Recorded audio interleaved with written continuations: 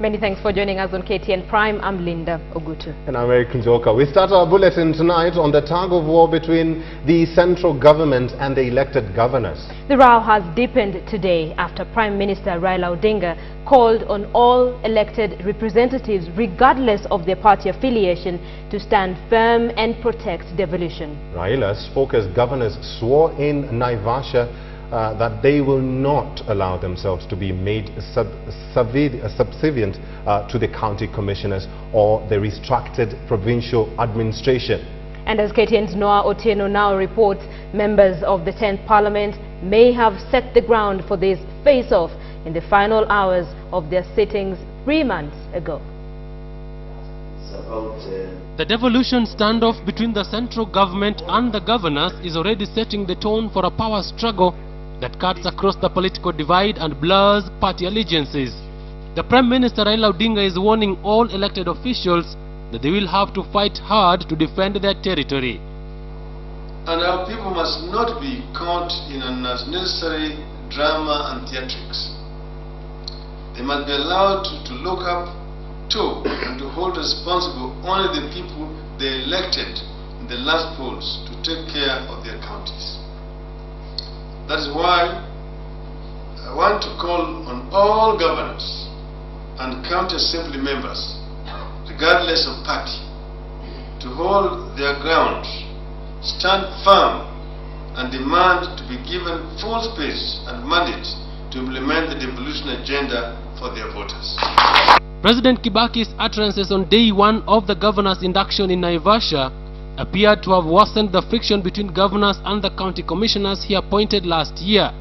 Let us not spend time disputing petty stuff about what powers you have and the other fellow has and what doesn't have anything.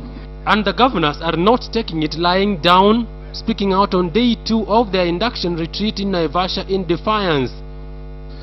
And we were getting a bit concerned that the president appeared to be telling governors to go and sort out their problems with the county commissioners, as if county commissioners have any clout or have anything to discuss with us. The constitution talks about Kenya being a territory, a nation divided into counties. There is nowhere where it talks about unitary state. His Excellency the President must have been misread by somebody, because if that term is not even in the constitution, and the national government has no complete control over the county government. The county government are independent. They are only interdependent. They have to consort and work hand in hand, but it's not a unitary government. The central government last Thursday defended its actions, citing the National Government Coordination Act passed by members of Parliament in the last Parliament just hours before their term ended. The Act states in Section 15, Part 2A, that the Public Service Commission shall appoint a county commissioner in respect of every county. But Raila and a number of governors believe the central government is fighting to hold on to powers they no longer enjoy. Where some forces in government want to have the county commissioners, other members of the provincial administration, act as the legitimate authorities in the counties. There is an attempt, which we saw coming, to make governors either take orders from the county commissioners or play subsidiary roles to these agents of an outdated order. They cannot purport to have powers beyond that.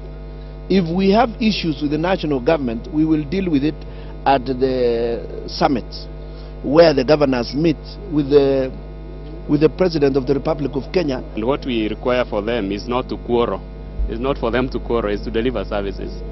Yeah, so the provincial administrations has been basically reformed under the National Coordination Act to provide for it to accord with the the county governments.